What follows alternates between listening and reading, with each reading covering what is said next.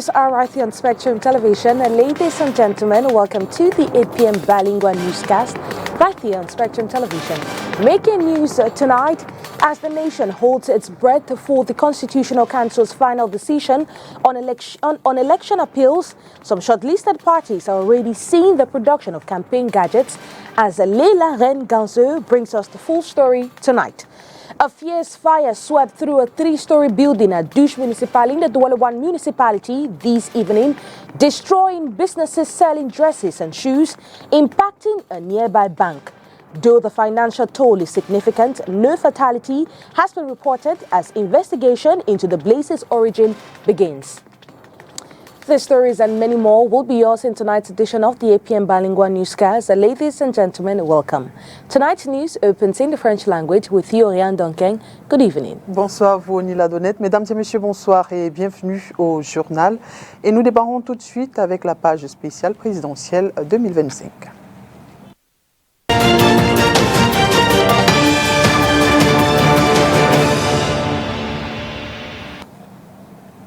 Élection présidentielle du 12 octobre 2025, le Rassemblement démocratique du peuple camerounais, RDPC, affûte ses armes en prélude à la campagne électorale. Déjà sur les réseaux sociaux, on peut apercevoir quelques gadgets qui certainement seront utilisés dans quelques semaines pour convaincre les électeurs.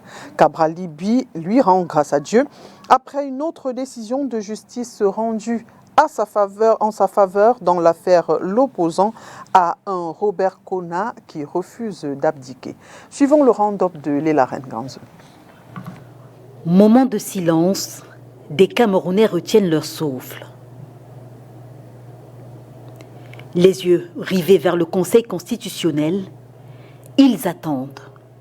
Le temps paraît si long. Que dira le juge Clément Atangana? Un mot qui redonnera espoir à ces Camerounais qui espèrent, ou alors servira-t-il un irrecevable? Entre ceux qui attendent anxieux, peur de ne pas être de la partie le 12 octobre, et ceux qui attendent pour se réjouir de la disqualification d'un adversaire, tous ont les yeux rivés, levés vers le Conseil constitutionnel, à qui la loi donne jusqu'à 10 jours pour statuer. Petit Papa Noël, quand tu descendras des tout-dits avec des gadgets par milliers, n'oublie pas des sacs solaires. Le Rassemblement démocratique du peuple camerounais prépare la campagne électorale de l'homme du 6 novembre, du moins si on se réfère aux gadgets déjà visibles sur les réseaux sociaux. Face aux interruptions incessantes dans la distribution de l'énergie électrique au Cameroun, le parti de Paul Biya propose des sacs solaires. Et ce n'est pas le seul cadeau à retrouver dans la hotte du Père Noël RDPC. Chaussures, téléphones et les indémodables casquettes t-shirts, tout ceci alors que la campagne n'est même pas encore lancée. Fort à parier que le moment venu, qui vivra verra. Je vous dis les gars, votons son excellence Paul Biya. Regardez, vous-même, ce que les gars ouvrent. Votons son excellence Paul Biya.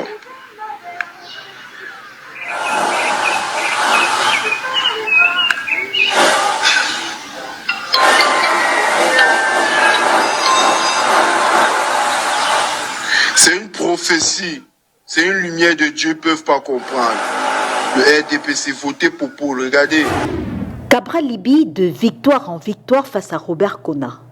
Décidé à en découdre avec l'homme qui selon lui s'est accaparé de sa formation politique, Robert Kona ne baisse pas les bras, malgré les multiples décisions de justice en faveur du député d'Union Ekele, candidat à l'élection présidentielle d'octobre 2025. Alors qu'il demande l'annulation des résolutions du Congrès de Kolafamba ayant désigné Cabral Liby, représentant légitime du PCRN et candidat à l'élection présidentielle du 12 octobre, la Chambre des référés du tribunal de première instance de Fou a débouté Robert Kona ce 29 juillet 2025. Déjà 5 décisions de justice rendues dans le cadre de cette bataille pour le contrôle du PCRN, 5 décisions en faveur de Cabral Liby, Mais est-ce pour autant que l'affaire est close? Pas si sûr, car une autre procédure est en cours depuis le 28 juillet, cette fois-ci au Conseil constitutionnel. Christiane Moulende demande l'annulation de la candidature de Hilaire Zipan à l'élection présidentielle du 12 octobre prochain. Elle a saisi le Conseil constitutionnel et l'entourage du concerné dit avoir été informé après la publication sur le babillard du Conseil constitutionnel. Les deux personnalités se réclament coordonnateurs du mouvement progressiste MP, alors que sur le site du ministère de l'administration territoriale, jusqu'à date, le coordonnateur de cette formation politique n'est pas connu. Inès Pangan. C'est via la publication au babillard du Conseil constitutionnel que Hilaire Zipan, candidat du mouvement progressiste à l'élection présidentielle d'octobre 2025, apprend la requête d'invalidation de sa candidature selon une source proche de ce dernier. La réclamation pour annulation de la candidature de Hilaire Zipan au scrutin du 12 octobre prochain est requis par Christiane Moulende. La requérante est depuis mai 2024, lors d'une convention convoquée par son frère aîné, Jean-Jacques Ekindi, choisi par acclamation comme coordonnatrice du mouvement progressiste. Un congrès contesté par celui qui assurait jusque-là l'intérim du parti politique, Hilaire Zipan, après la démission en avril 2020 du coordonnateur Jean-Jacques Ekindi qui avait choisi de retourner dans les rangs du RDPC. Sur le site du ministère de l'administration territoriale, le mouvement progressiste n'a jusqu'à date pas de coordonnateur connu. Les démarches de conciliation entre Hilaire Zipan, membre du parti depuis 1991, et Christiane Moulende, membre du MP depuis 2007, n'ont jusqu'alors pas prospéré. While mercifully no casualties have been reported, a fierce inferno ripped through a commercial building in Douche Municipal in the Douala 1 subdivision this evening, Wednesday, July 30, 2025, leaving a trail of significant material destruction. Details in this report.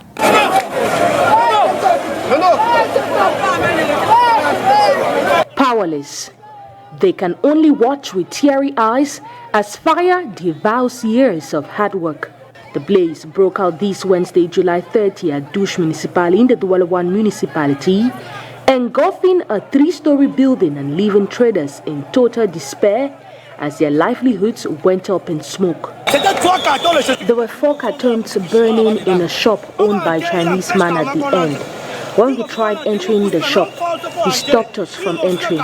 He pushed us outside. He even called his friends and brothers, who closed down the shop. The fire generated from there.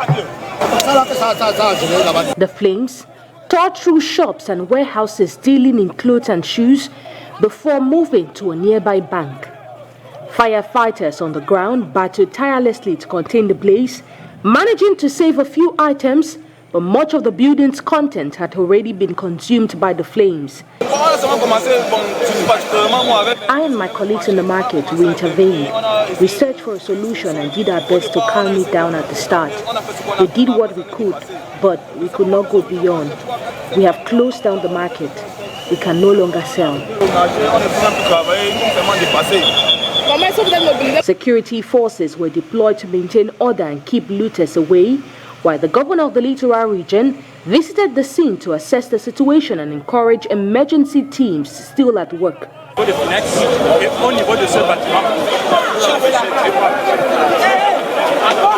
The exact cost of the fire and the full extent of the damage are yet to be determined. The Douala Urban Council has launched a market consultation to revive its long-delayed bus rapid transit project, 335.3 billion CFA francs initiative aimed at easing traffic congestion in Cameroon's economic capital. But it is facing tight deadlines and major logistical challenges. Details in this report. Efforts to revive Douala's long-delayed bus rapid transit system have taken a step forward, with the urban community opening a market consultation on July 24, 2025. The process targets firms specializing in supervision and monitoring as the city prepares for a call for tenders. The consultation focuses on two core areas: the construction of a 27 kilometers BRT corridor with 4 lines, 44 stations, and 4 terminals to be executed in 3 lots over 30 months, and the rehabilitation of 80 kilometers of feeder roads divided into 4 lots and 2 phases. However, the project is already facing logistical and regulatory risk. Construction could be delayed by long distances to quarries, custom bottlenecks, and limited access to project sites. In response, authorities intend to encourage local sourcing of materials and work closely with custom to fast-track imports. Contractors will be required to submit procurement plans that address transport delays and outline risk reduction strategies. Penalties for delays and underperformance will apply alongside monitoring systems, retention mechanisms, and performance guarantee. Relocation of utility networks from Eneo, Camwater, and Camtel poses another challenge.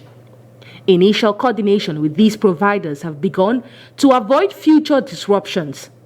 Funding for the 335 billion CFA France project comes from 3 sources: 261 billion CFA France from the World Bank, 62.1 billion CFA France through public-private partnerships, and 12.4 billion CFA France from the Cameroon government via the urban community. The city mayor of Douala, Roger Bassandine, has confirmed that tender procedures will launch soon. Yet, despite a World Bank loan agreement signed in June 2022 and presidential decree issued in July 2024, construction has not yet started. Initially planned for 2023, then delayed to 2024, the project must now be completed before June 16, 2028, the deadline to utilize the World Bank's financing. The BRT system is expected to ease congestion in Cameroon's commercial capital, but time and execution risk remains significant. Le Cameroun au rythme des scandales sexuels. Cette fois, c'est à Yaoundé que ça se passe et comme presque toujours, le film est mis en scène. Le film met en scène des personnalités de la République. En effet, la toile est inondée depuis quelques heures d'images indécentes, des images qui choquent les Camerounais avec lesquels notre reporter a échangé ce jour à Douala. Un haut gradé de la police camerounaise impliqué dans un scandale sexuel avec photos et vidéos se partageant comme des petits pains sur la toile, le fait n'est pas inédit. Par le passé, des adjoints au maire et autres représentants de la République ont servi ce type d'image aux Camerounais. La désacralisation des institutions de l'État. C'est comme un lieu, je peux dire que ce n'est plus un bureau. Bon, c'est un peu comme une auberge, quoi. Et l'hôtel est devenu comme une auberge où il doit s'installer. Le bureau est devenu comme une auberge. Et ce n'est plus un lieu de service. C'est devenu plutôt un lieu où chacun part, ou bien il peut avoir sa copine et il amène lui qu'à d'aller à l'auberge, il préfère aller amener dans son bureau. Et là, c'est pas bon. Cette attitude malveillante et perverse, parce qu'il y a des endroits mieux indiqués pour pouvoir faire ce genre de choses. On peut se soulager, mais dans les bureaux ou bien dans les endroits publics, je trouve que ce n'est pas... En fait, je trouve que c'est impudique. Je condamne ça. Les hôtels sont là. Il y a les auberges partout. Le bureau, c'est pour travailler, ce n'est pas pour les trucs pareils. Moi, je condamne ça. Ce comportement est vraiment un peu trop bizarre dans un État comme le Cameroun. Parce que les hommes qui doivent servir l'État dans des bureaux administratifs qui font des choses comme ça, vraiment, je ne sais pas. Je ne sais pas comment qualifier ça. C'est très indigne d'eux. C'est très indigne d'eux. Ils sont en train de suer la République, cette République. Et presque toujours, dans ces bureaux sont réalisés ces films d'un autre genre. Accrochés au mur, un portrait du président de la République, Paul Biya, comme un témoin silencieux d'une institution qui perd ses valeurs. Qu'est-ce qu'il faut faire? Les patrons doivent prendre ce sujet en main et punir les responsables. Aujourd'hui, nous parlons de sexe, c'est pas comment, sextape. qui est devenu un rapport sexuel entre un groupe de personnes. Bon, ils peuvent le faire, mais pas l'afficher aux yeux de tout le monde. Donc quand c'est dans un lieu public, dans un endroit public, ça doit être sanctionné. C'est pas normal. Donc tous ces gens-là doivent être sanctionnés par rapport à ces genres d'actes. Parce que ce sont même des responsables, ce ne sont même pas des enfants qui le font. Donc ce n'est pas des choses normales à montrer aux yeux de la société et pour notre pays. Face à cette nouvelle polémique, un intérimaire a rapidement été nommé. Et sur la toile, l'indignation est collective, même si certains essayent discrètement de récupérer les vidéos de cet autre scandale sexuel. The 5th International Forum on Emergency Management and Public Health Events officially opened today in Cameroon's political capital. Chaired by the Minister of Public Health, Manawuda Malashi, the 4-day event delves into the challenges and prospects of health emergencies and climate change across Africa. Let's take a listen to these excerpts for more. Well, you know that we have a very practical example of the link between climate change and public health emergencies in the Chad Basin. You know that the Lake Chad is drying up. As a result of that, which is affecting the livelihood of a lot of people, resulting in migration. The migration is also creating conflicts, it's creating poverty, it's also creating some new diseases. The issue of, for example, Boko Haram is also traceable in a way to the challenge to around livelihood in the Lake Chad Basin. So that link is being practically demonstrated within the Lake Chad Basin, where you see climate change, the adverse effect of climate change affecting livelihood, creating public health emergencies, creating conflicts, and putting pressure on public health services. So we believe that Nigeria and Cameroon as neighbors, we must cooperate, we must collaborate, first to detect early challenges around public health and to also be able to respond jointly to some of these challenges that affect our two countries. So we cherish this kind of forum, and we believe that it's a good thing that Cameroon is spearheading this kind of forum to be able to discuss as one human being around challenges in public health so that we can all respond as a team jointly together. Parlons sport à présent. Afrobasket Dame Abidjan 2025. Les barrages synonymes de 8e de finale se disputent ce mercredi. Tout à l'heure, le Cameroun affronte l'Angola au Palais des Sports de Treichville en Côte d'Ivoire dans un match décisif puisqu'il est qualificatif pour les quarts de finale. Après la phase de groupe en demi-teinte, comment l'équipe camerounaise doit aborder cette rencontre face à l'Angola? Consultant FIBA Afrique, Yves Tsala a été joint par Makeda Lidinyocho. L'équipe nationale de basketball féminin du Cameroun dispute ce mercredi soir en Côte d'Ivoire un match décisif pour espérer se qualifier pour les quarts de finale du championnat d'Afrique féminin de basketball Afrobasket.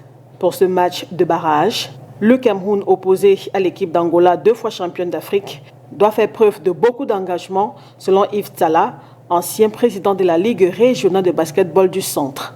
Le Cameroun veut s'accorder la possibilité d'affronter le Nigeria demain dans les quarts de finale de l'Afrobasket 2025 à Abidjan. Mais pour cela, il va falloir franchir l'obstacle angolais ce soir.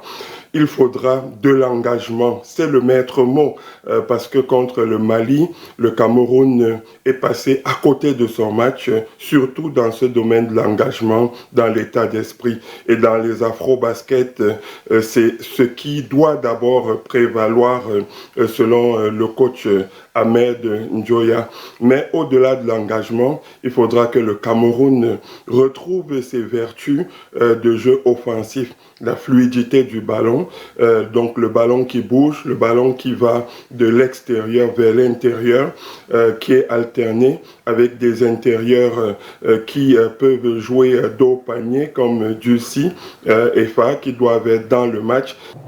En phase de groupe, le Cameroun, logé dans le groupe B, a battu le Soudan du Sud 70 contre 63 le 26 juillet dernier, avant de tomber devant le Mali 49 contre 75 points le 28 juillet. Contre le Mali, les tirs ont été précipités et le pourcentage n'était pas bon. Donc il faut retrouver cette fluidité, il faut retrouver ce collectif comme contre le Sud-Soudan où on a eu 4 joueuses à au moins 10 points. Donc il va falloir que toutes les anciennes soient véritablement au niveau et que les nouvelles joueuses puissent aussi suivre le mouvement. En défense, il va falloir peut-être jouer en boxe, en individuel sur cette diablesse de Italie Lucas, 36 ans, mais toujours aussi dangereuse parce qu'elle peut scorer, mais surtout, elle peut jouer pour ses coéquipières. Et les jeunes coéquipières sont là avec les dents longues. On pense à Dzeko, excellente à 3 points, ou Caetano, Machekite à l'intérieur, d'autres shooteuses comme Pasquale, toutes ces filles-là qui ont envie aussi de franchir cette étape. Pour véritablement franchir l'obstacle angolais, ce consultant FIBA Afrique affirme que le Cameroun doit également élaborer une défense agressive autour de la ligne à 3 points afin de bloquer les tirs à distance de l'adversaire. Et en cas de victoire, notre pays qui n'a jamais remporté cette compétition va rencontrer en quart de finale le Nigeria ce jeudi 31 juillet.